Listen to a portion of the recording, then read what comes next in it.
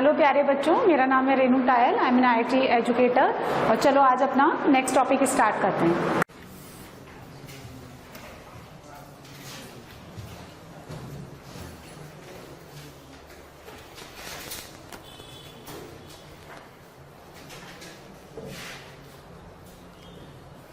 Limit, continuity और differentiability, LCD। अब आज हम पढ़ेंगे डिफरेंशियबिलिटी एट ए पॉइंट।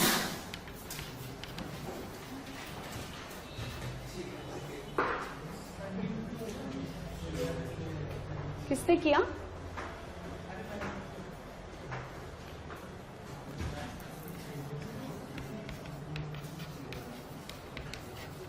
सीख गया तुमने स्टार्ट करते ही।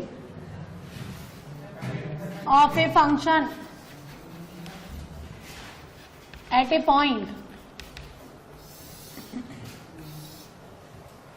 ठीक है। एक पॉइंट पे डिफरेंशियबिलिटी चेक करेंगे। एक पॉइंट पे फंक्शन को कंटिन्यूअस होने के लिए उसकी लिमिट एग्जिस्ट करनी चाहिए उस पॉइंट पे, यानी LHL should be equal to RHL should be equal to value of the function and that all three are equal to unique और ए फाइनाइट नंबर, है ना। किसी भी का वैल्यू इन्फिनिटी और माइनस इन्फिनिटी हम लोग लेते ही नहीं। आज हम डिफरेंशियबिलिटी यानी फर्स्ट डेरिवेटिव एग्जिस्ट देखेंगे। किसी एक पॉइंट पे किसी कर्व के फर्स्ट डेरिवेटिव यानी dy/dx, है ना, उसकी डिफरेंशियबिलिटी मतलब का ये मतलब होता है कि डिफरेंशिएशन की एबिलिटी है या नहीं है ना। इस वर्ड का मतलब समझे आप। डिफरेंशियबिलिटी एक चीज होती है डिफरेंशिएशन। जब डिफरेंशियबिलिटी पढ़ लेंगे तो उसके बाद पढ़ेंगे MOD यानी मेथड ऑफ डिफरेंशिएशन। ये क्या है? Differentiability is the function is able to differentiate at a point और नॉट, ये हमें जानना है ना। तो अब आप समझना क्या होता है ये, ठीक है। ये मैंने एक कर्व बनाया इस तरह से और इस पे एक पॉइंट ले लो x equal to a। x equal to a पे मुझे इस फंक्शन का फर्स्ट डेरिवेटिव जानना है। अब क्या करना है, देखो, यदि ये y इक्वल टू fx कोई कर्व है तो पहली बात तो ये कंटिन्यूअस होना चाहिए। कंटिन्यूअस होने के बाद मुझे उस पॉइंट पे उसकी डिफरेंशियबिलिटी चेक करनी। सो हम क्या करेंगे, थोड़ा सा लेफ्ट में जाके देखो, लेफ्ट में कितना हो जाता है a माइनस एच, और इधर जाके देखो कितना हो गया a प्लस एच। अच्छा, ये इतना बड़ा डिफरेंस नहीं है, लेकिन क्लैरिटी के लिए ताकि आपको नजर आए ना। तो ये वाला पॉइंट हो गया P। Now this P point is a comma f of a। This P coordinate is whose abscissa is x equals to an ordinate is y equals to f of a. Put x equal to a into the function, so y coordinate is f of a. यहां चले जाऊं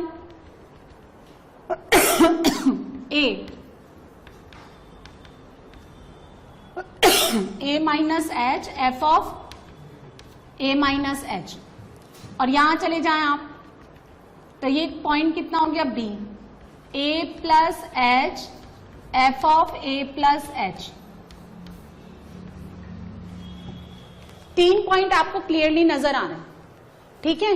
a point, this b point and this b point. This is a comma f of a, ये a minus H f of a minus H, this is a plus H f of a plus H, ठीक है। अब क्या करेंगे हम लोग, इस p को a से मिला देते हैं तो आपको एक लाइन नजर आ रही होगी। And similarly join this b point two the p again. Basically line क्या है, कॉर्ड है। देखो इसके बीच में डिफरेंस बहुत कम है, इसीलिए मैंने थोड़ा डिस्टेंस रखा। ये AP इस कर्व की कॉर्ड बन गई, AP becomes chord of this curve and similarly BP is also chord of this curve, है कि नहीं। अच्छा ध्यान से देखो, दो पॉइंट्स को मैंने मिला दिया तो ये AP एक लाइन सेगमेंट भी हो गया। अच्छा आगे अगर मैं इसको लेके जाऊं तो कहीं ना कहीं एक्स एक्सिस के साथ कोई एंगल तो बनाएगी, तो लाइन का स्लोप, है ना। द स्लोप ऑफ AP, इस AP लाइन का स्लोप सिंपली कितना लिखते हैं हम लोग, y2 minus y1 upon x2 minus x1। तो हम यहां पे क्या लिखेंगे, देखो f of a minus H minus f of a divided by a minus H minus a। Clear है। सिमिलरली BP लाइन का स्लोप, BP कितना हो गया, f of a plus H minus कितना f of a divided by a plus H minus a, है ना। अब ये जो h है वो इतना छोटा नंबर है, almost tending to zero, infinitely very small quantity, बहुत छोटा है, 0.000 करके, इतना छोटा है, है ना। तो यदि मैंने यहाँ पे लिमिट h टेंडिंग टू 0 लगाया, लिमिट क्यों ले रहे हैं, क्योंकि एग्जैक्टली h ना 0 के इक्वल नहीं है। इसी तरह से यहाँ पे भी मैंने क्या लिखा है, लिमिट h टेंडिंग टू 0। यदि h बहुत छोटा नंबर है तो ये जो a पॉइंट है ये p पॉइंट पे कॉन्साइड करना चाहिए। सिमिलरली अगर h बहुत छोटा नंबर है तो ये इस पे कॉन्साइड करना चाहिए। हम लोग क्या कर सकते हैं, क्या करते हैं हम लोग लिमिट में लेफ्ट हैंड साइड यानी a negative, that means a minus h, right hand side a positive यानी a प्लस h, और दोनों केसेस में h क्या होता है, टेंडिंग टू 0। तो यदि मैं देखो, ध्यान से देखो, इस h को बहुत छोटा बना दूं, ऑलमोस्ट टेंडिंग टू 0, तो these two points a and b coincide to each other. अब यदि आप किन्हीं भी दो पॉइंट्स को मिलाकर के एक लाइन सेगमेंट फॉर्म करते हैं, या कोई भी, देखो ये लाइन है, इस लाइन पे आप कितने ही पॉइंट ले लो, a पॉइंट ले लो, p पॉइंट ले लो, b पॉइंट ले लो, ये AP लाइन का स्लोप, BP लाइन का स्लोप ले लो, या फिर आप स्लोप ले लो AB लाइन का। बताओ जरा क्या होता है, ये इक्वल होगा या नहीं होगा? किसी भी एक लाइन का स्लोप यूनिक होगा या नहीं होगा? कभी आपने देखा है कि लाइन पे अगर बहुत सारे पॉइंट्स हैं, जैसे सपोज ये पॉइंट है 1,1, ये 2,2 है, ये 3,3 है, तो ये लाइन कौन सी लिखी मैंने, y इक्वल टू x, तो इसका स्लोप कितना आएगा 1, यानी थीटा कितना बना रहा है 45 डिग्री एक्स एक्सिस के साथ 45 डिग्री। तो अगर लाइन पे 2-4 पॉइंट्स ले लेंगे तो स्लोप तो यूनिक ही रहे। यदि आप h टेंडिंग टू 0 लगा रहे हैं and these two points a and b coincide to each other, सो फिर ये दोनों स्लोप आपस में क्या होने चाहिए, इक्वल होने चाहिए। यदि आप देखो इधर से अप्रोच कर रहे हैं यानी to the left side of this a, तो हम इसको बोलते हैं लेफ्ट हैंड साइड डेरिवेटिव, और अगर आप a प्लस h से अप्रोच कर रहे हैं, so this is called the right hand side derivative. And differentiability exist करने के लिए, differentiability exist at point x equal to a, this left hand side derivative should be equals to right hand side derivative. That means that is limit h tending to 0 f of a minus h minus f of a divided by minus h, काट दो इसको, है ना, is equals to limit h tending to 0 f of a plus h minus f of a divided by h, काट दीजिए इसको भी, है ना। तो लेफ्ट हैंड साइड डेरिवेटिव किसके इक्वल होना चाहिए, राइट हैंड साइड डेरिवेटिव के। इन दोनों को मिलाकर के हम इसको ऐसे भी लिखते हैं, देखें f डैश x, है ना, या f डैश c, इसको लिखते हैं ऐसे, limit x tending to c F X minus F of C divided by x minus सी। ध्यान से देखिए, है ना, c डालो, 0/0 फॉर्म बनता है, आप h को 0 डाल के, तो f of a minus F of a 0 और h 0 है तो 0/0 फॉर्म बनता है। सिमिलरली यहाँ पे भी कितना बनता है, 0/0 फॉर्म बनता है। आप अगर LH रूल लगाते हैं तो ये f डैश h के इक्वल आता है। सिमिलरली देखो x को c डालिए तो fc माइनस fc अपॉन ये 0/0 फॉर्म इसलिए बनता है क्योंकि जो इनपुट है उसी के कॉरेस्पॉन्डिंग आउटपुट है। यहाँ x लिया तो fx हो गया, यहाँ इनपुट आपने c लिया तो आउटपुट कौन हो गया, f of c। So this is y2 minus y1 upon x2 minus x1। तो क्या रिप्रेजेंट करता है, यदि जब आपका a और b दोनों p पे कॉन्साइड करने लगेंगे तो सुनो क्या हो जाएगा, ये जो है ना, ये a b जो है, ये a b, इनके बीच का h कम करते जाओ, तो कम करते करते जब ये a और b इस पे कॉन्साइड कर जाएंगे तो ये क्या बन जाएगी, एक टेंजेंट बन जाएगी। ये जो स्लोप आपने लिखा ना, तो ये a पॉइंट पे क्या बन जाएगी, it becomes tangent, tangent to the curve, to the curve y equal to fx at the point x equal to a,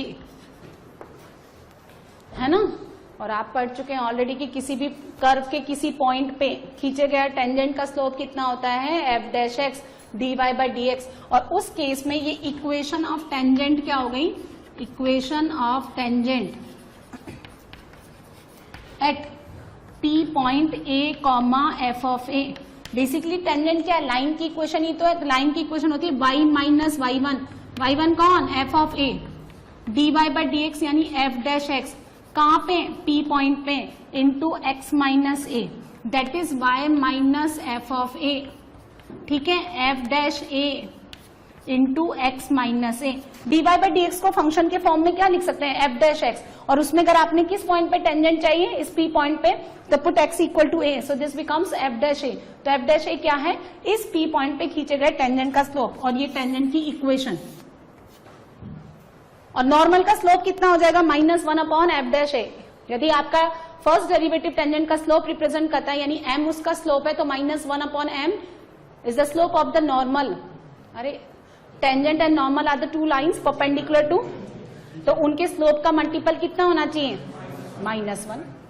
so continuity exist करने के लिए उसका left hand side limit, right hand side limit is equal to value of the function, और differentiability किसी continuous function के किसी एक point पे उसका लेफ्ट हैंड साइड डेरिवेटिव उसके राइट हैंड साइड डेरिवेटिव के इक्वल होना चाहिए, ठीक है। और इसको हम ऐसे भी लिख सकते हैं, देखो f dash x is equal to limit, जैसे अब आपने इसको सी नेगेटिव लिया, सी नेगेटिव है ना, देखो मैं आपको सी नेगेटिव के लिए करके बताती हूँ, एफ डैश सी नेगेटिव, तो आप क्या लिखेंगे, limit H tending to 0। C negative का मतलब at x equal to c पे लेफ्ट हैंड साइड डेरिवेटिव ना, तो ए नेगेटिव को कैसे लिखते हैं, ए माइनस एच, ए पॉजिटिव को कैसे लिखते हैं, ए प्लस एच, तो सी नेगेटिव को क्या लिखेंगे, C minus H minus F of C upon X की जगह C minus H minus C, देखो वही फॉर्मूला बन गया। Similarly right hand side derivative R H D यानी एफ डैश सी प्लस, ये हो गया limit H tending to 0 F of C plus H minus का F of C divided by C plus H minus C, है ना।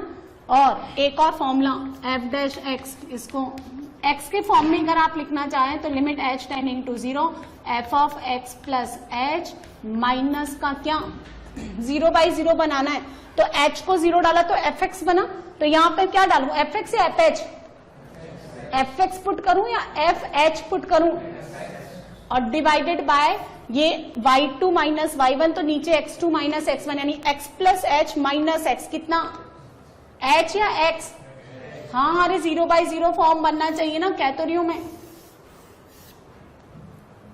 तो ये formula, तो जितने भी आपने साइन एक्स का डेरिवेटिव कॉस एक्स होता है, एक्स की पावर एन का एन एक्स की पावर एन माइनस 1 होता है, ई की पावर एक्स का ई की पावर एक्स ही होता है, लिमिट का कंसेप्ट लगा करके जितने भी आपने डिफरेंशिएशन के फॉर्मूले पढ़े वो सारे के सारे इससे निकलते हैं, and this is called the first principle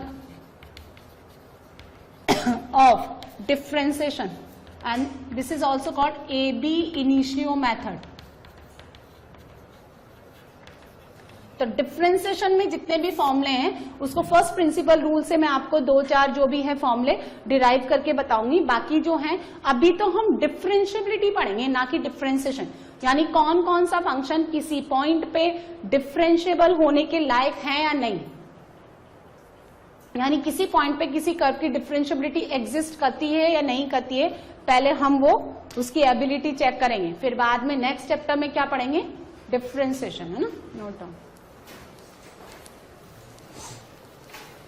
अब सुनो, यदि किसी फंक्शन का एक पॉइंट पे डिफरेंशिएबिलिटी एग्जिस्ट करती है तो उसका left hand side derivative should be equal to right hand side derivative, इतना ही सफिशिएंट नहीं है, और ये क्या है, यूनिक होना चाहिए, यूनिक होना चाहिए और फाइनाइट होना चाहिए।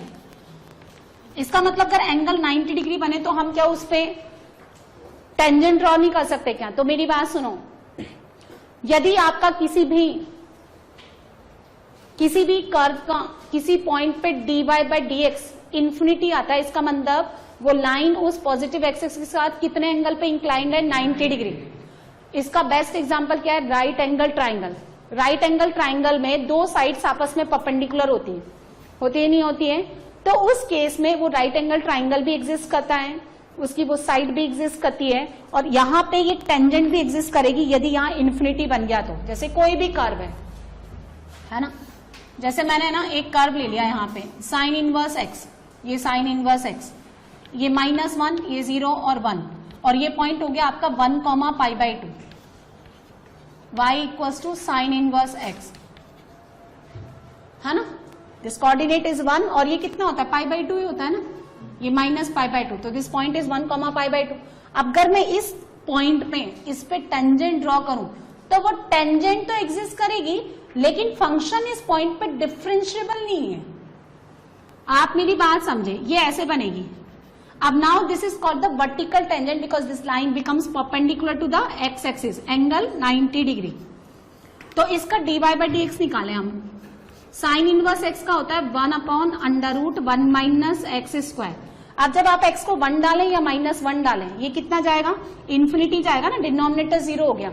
इसका मतलब वर्टिकल टेंजेंट बन रही है, तो वर्टिकल टेंजेंट एग्जिस्ट करेगी, ये लाइन भी एग्जिस्ट करेगी। All the lines perpendicular to the x axis exist करती है ना।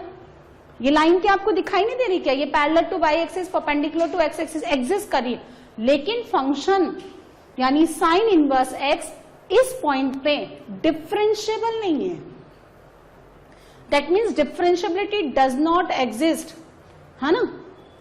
When derivative is plus minus infinity, मैंने बोला ना यूनिक होना चाहिए और क्या होना चाहिए, फाइनाइट होना चाहिए। अब सपोज आपने ये ऐसे लिखा, देखो कैसे लिखोगे, y माइनस पाई बाई 2 और यहां स्लोप हो गया इन्फिनिटी x माइनस 1। तो मैंने आपको बोला जब स्ट्रेट लाइन पढ़ाते हैं इसको 1/0 लिख दो और इसको बड़े सम्मान के साथ उधर शिफ्ट कर दो।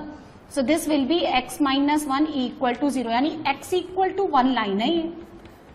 तो भैया x इक्वल टू 1 तो एग्जिस्ट करती है, लेकिन डिफरेंशिएबल नहीं है ये फंक्शन इस पॉइंट पे, हम ये बोलेंगे। तो डिफरेंशिएबिलिटी एग्जिस्ट करने के लिए ये डेरिवेटिव क्या होना चाहिए, यूनिक और फाइनाइट नंबर आना चाहिए। देखो ये अगर ये नहीं देते हैं तो इधर भी इन्फिनिटी आ रहा है, उधर भी इन्फिनिटी आ रहा है, और तुम बोलोगे कि भाई वर्टिकल टेंजेंट हो रही है तो मेरे को तो क्या है, डिफरेंशिएबिलिटी एग्जिस्ट करानी है। तो आप दो इन्फिनिटी को क्या कर दोगे, इक्वल कर दोगे, फिर तो बहुत सारे कॉन्ट्राडिक्शन क्रिएट हो जाएंगे। फिर तो आप हमेशा ही बोलोगे कि दो इन्फिनिटी हमेशा इक्वल करो, फिर आप बोलोगे कि फिर मैडम इन्फिनिटी प्लस 1 भी इन्फिनिटी होता है, तो इसका मतलब मैं और इन्फिनिटी प्लस 2 भी इन्फिनिटी होता है, तो फिर आप 1 को 2 के इक्वल भी करो। फिर आप कहते हो कि इन्फिनिटी -1 इन्फिनिटी और इन्फिनिटी प्लस 7 इन्फिनिटी, तो फिर आज से -1 7 के भी इक्वल होगा। तो ये क्या है, इससे बचने के लिए इन्होंने बोला कि वर्टिकल टेंजेंट तो एग्जिस्ट करेगी, लेकिन इस पॉइंट पे फंक्शन डिफरेंशिएबल नहीं है, यानी डिफरेंशिएबिलिटी डज नॉट एग्जिस्ट, क्योंकि लेफ्ट हैंड साइड और राइट हैंड साइड यूनिक और फाइनाइट होना चाहिए, है ना, इक्वल होना चाहिए। अब एक और कंसेप्ट हम लेते हैं, देखो एक एग्जाम्पल मैंने लिया, fx equal to mod x. Graph ऐसा होता है इसका, ठीक है, 0 0, है ना। अब इस लाइन को थोड़ा सा आगे एक्सटेंड करते हैं हम लोग। भाई dy by D x first derivative है क्या, लाइन का क्या है, स्लोप ही तो है, स्ट्रेट लाइन पढ़ के बैठे हैं हम लोग, है ना। इधर भी एक्सटेंड कर दो, तो ये लाइन तो बनाती है भैया 45 डिग्री, तो इस लाइन का स्लोप कितना हो गया +1, और ये लाइन बनाती है 135 डिग्री, तो इसका स्लोप कितना हो गया -1। कायदे से हम लोग ऐसे भी कैसे जान लो आप, -x when x less than 0 और when x greater than equal to 0 it gives you +x, और y equal to mx plus c से मैं कंपेयर करूं तो इसका स्लोप -1, इसका स्लोप +1। मुझे इस फॉर्मूले की जरूरत ही नहीं है, लाइन का स्लोप आप डायरेक्टली निकाल सकते हैं y equal to mx plus c से, डिफरेंशिएबिलिटी के फॉर्मूले की जरूरत नहीं है यहाँ पे, है ना। तो मैं अगर लेफ्ट हैंड साइड डेरिवेटिव निकालूं LHD, left hand side derivative, तो मुझे कितना मिलेगा यहाँ पे -1। अरे लेफ्ट से अप्रोच करोगे तो इस लाइन का स्लोप कितना आ रहा है -1, और RHD right hand side derivative निकालोगे तो +1। क्या ये इक्वल होंगे, नहीं, इसलिए हम कहते हैं कि एट x इक्वल टू 0, है ना, differentiability of fx equal to mod x does not exist.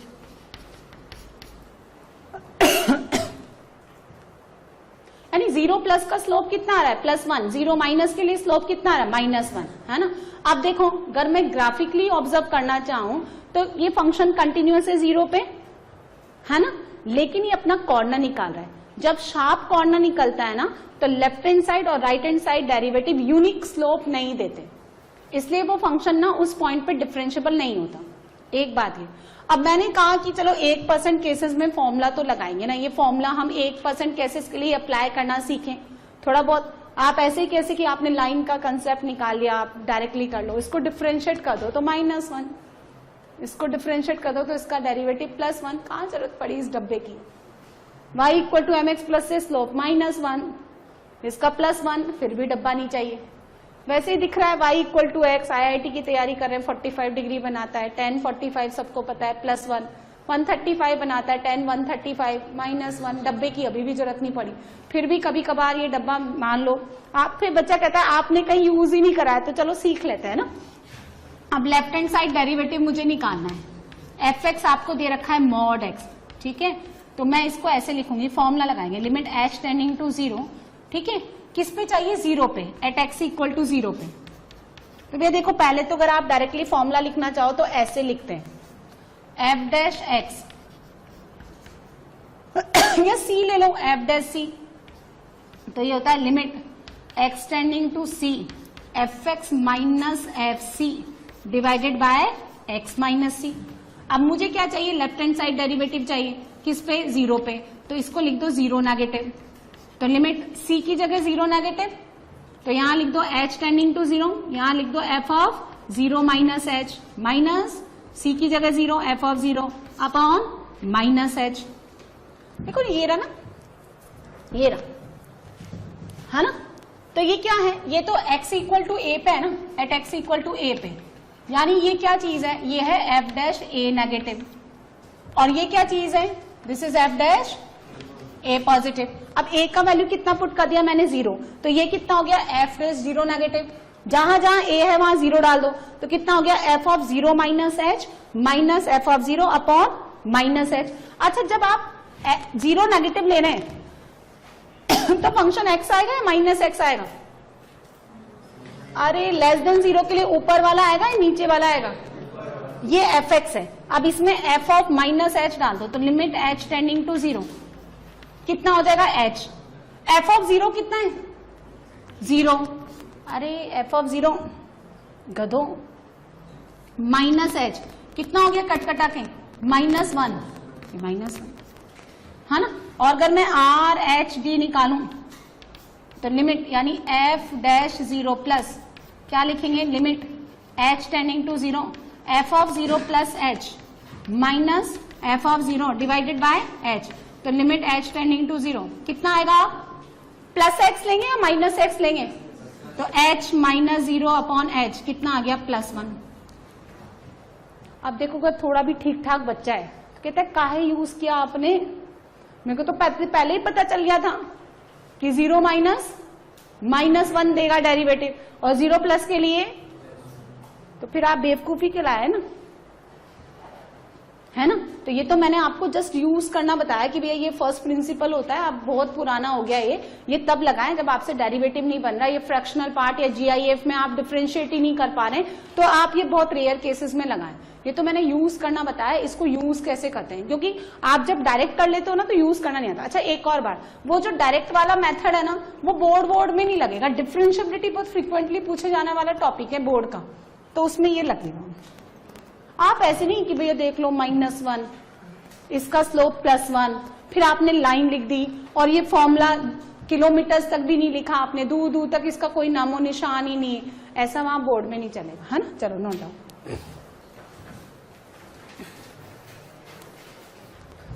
अब देखो क्या है, यदि डिफरेंशिएबिलिटी चेक करने के लिए, अच्छा एक और बात ना, तुमने 0 पे क्यों चेक की इसकी डिफरेंशिएबिलिटी, क्योंकि 0 इसका डाउटफुल पॉइंट है।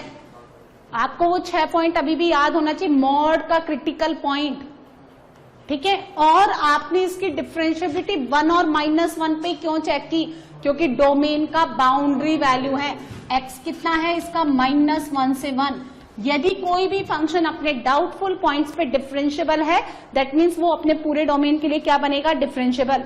तो कंटिन्यू, अब देखो मैंने ये बोला कि अगर फंक्शन की लिमिट एग्जिस्ट करती है तो वो कंटिन्यूअस है, लिमिट एग्जिस्ट करती है तो दिस इंप्लाइज, है ना, मतलब लिमिट एग्जिस्ट करती है तो फिर आप किसके लिए चेक करेंगे, फिर आप चेक करेंगे फॉर कंटिन्यूटी।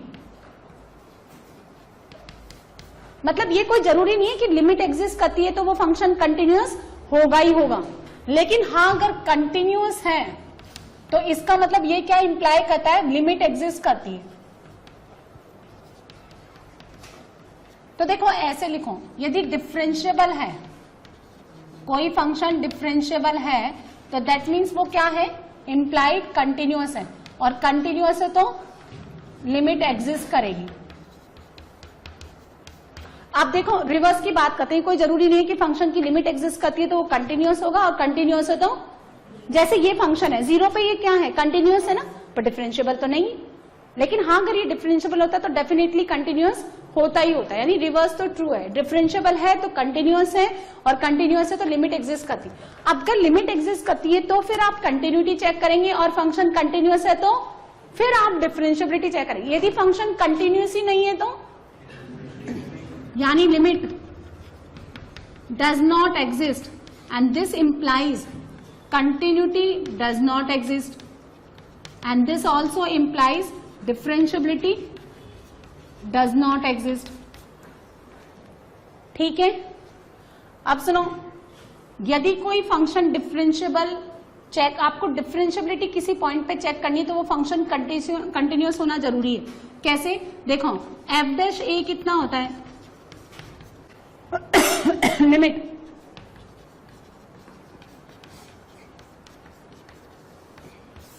ऐसे बना लिया करो तुम फॉर्मूला 0/0, एक्स को जब आप ए डालोगे ना तो F of A minus F of A 0, और नीचे भी ये एफ डैश ए हो गया।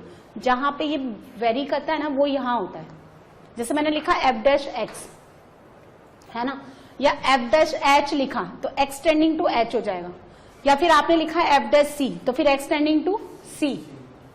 एक वेरिएबल ले लो ना आप, एक्स वेरिएबल ले लो, फिर ए मूव करा दो, सी मूव करा दो, एच मूव करा दो, ऐसे। ठीक है, तो इसको ऐसे लिख लो, यदि ये कंटिन्यूअस है, सपोज ये डिफरेंशिएबल है, ये डिफरेंशिएबल फंक्शन है, कहां पे, एट एक्स इक्वल टू ए, ये एक्स इक्वल टू ए पे फंक्शन डिफरेंशिएबल है, तो मैंने बोला कि वो क्या होना चाहिए, कंटिन्यूअस होना चाहिए। मैं उसको प्रूफ करके बता रही हूं। अब जब डिफरेंशिएबल है तभी तो आप ये फॉर्मूला लिख सकते हो ना, इसको लिख दो, limit x tending to A F X minus F of A, और अपॉन उधर ले जाओ इसको, limit x tending to A X minus A into F dash A, denominator ले जाओ उधर। अब जब आप एक्स को ए डालोगे तो कितना हो जाएगा, 0, तो 0, और यहां इसको ऐसे लिख लो, limit x tending to A F X minus F of A equal to 0। अब इसमें तो एक्सटेंडिंग एक्स तो है ही नहीं ना यहाँ, तो ये तो कांस्टेंट की तरह काम कर रहा है, तो मैं फिर इसको ऐसे लिख सकती हूँ ना, limit X tending to A F x is equal to F of A, और ये किसकी डेफिनेशन होती है, ये कंटिन्यूटी की, at x equal to A, यानी value of the function at x equal to A should be equal to left hand side and right hand side limit of the function F X. दोनों को मर्ज करके हम ऐसे ही तो लिखते हैं। अब आप ब्रेक कर दो, ए नेगेटिव और ए पॉजिटिव, तो अगर आपका फंक्शन डिफरेंशिएबल था तो आपने डिफरेंशिएबिलिटी का फॉर्मूला लगाया और उससे ये प्रूफ कर दिया कि फंक्शन क्या इंप्लाई करता है, कंटिन्यूअस है ना। फिर अब ये क्या इंप्लाई करेगा कि लिमिट एग्जिस्ट करती है, तो यदि आपने ये ऐसे लिख रखा है तो इसका मतलब क्या होता है, limit x tending to a negative of f x is equal to limit x tending to a positive of f x. और किसी भी फंक्शन में आप कोई वैल्यू डालेंगे तो वो यूनिक और फाइनाइट ही देगा, इनफाइनाइट वगैरह तो देगा नहीं, तो यूनिक और फाइनाइट है। तो अगर डिफरेंशिएबल है तो कंटिन्यूअस है, कंटिन्यूअस है तो लिमिट एग्जिस्ट करती। ग्राफिकली देखो, यदि फंक्शन कंटिन्यूअस है और कहीं पे शार्प कॉर्नर आता है ना, जैसे ऐसे देखिए आप, ये इस तरह से जा रहा है स्मूथली, तब तक तो बढ़िया है। जैसे इसने शार्प टर्न लिया तो यहां पे फंक्शन क्या हो जाएगा, नॉन डिफरेंशिएबल। कैसे हो जाएगा, क्योंकि जब आप इधर राइट से लेंगे इस तरह से तो इसका देखो ये स्लोप ऐसे बनेगा, और जब आप इधर से लेके टेंजेंट ड्रॉ करेंगे तो इसका स्लोप ऐसे बनेगा। जरूरी नहीं है ये आपस में इक्वल हो। इसका बेस्ट एग्जांपल मॉड एक्स होता है, क्योंकि कॉर्नर वहां पे भी ले रहा है, तो इधर लोगे तो एंगल 45, उधर से लोगे तो एंगल 135 डिग्री। तो जहां शार्प कॉर्नर आता है वहां फंक्शन कंटिन्यूअस तो होता है लेकिन डिफरेंशिएबल नहीं बनता। तो बच्चों आपने ये वीडियो देखा, मेरा आपको ये सजेशन है कि आप वीडियो को मूवी की तरह ना देखें। पहले इसका जो थ्योरी पार्ट है, जो भी कंसेप्ट मैंने आपको पढ़ाया उसको अच्छे से समझें, और जो भी इलस्ट्रेशन मैंने थ्योरी के बाद जो भी एग्जाम्पल्स मैंने लिए हैं उनको आप पहले अपने आप से अटेम्प्ट करें। And if you face any difficulty तो फिर आप उसका सोल्यूशन देखें। आपको ये वीडियो कैसा लगा मुझे कमेंट सेक्शन में लिख करके ज़रूर बताएं, और क्वेश्चन से रिलेटेड या थ्योरी से रिलेटेड जो भी आपकी क्वेरी है, जो भी आप डाउट्स हैं, वो भी आप मुझसे पूछ सकते हैं, और जितना हो सकेगा जल्दी से जल्दी मैं आपको डाउट्स क्लियर करने की कोशिश करूँगी। और ये वीडियो आपको अच्छा लगा तो आप अपने फ्रेंड्स के साथ शेयर करें, और लेटेस्ट इन्फॉर्मेशन के लिए लाइक करें, सब्सक्राइब करें, ताकि जितनी भी इंफॉर्मेशन है हम लोग जो आपको प्रोवाइड करना चाहते हैं वो जल्दी से जल्दी आपको मिलती रहे। Thank you so much.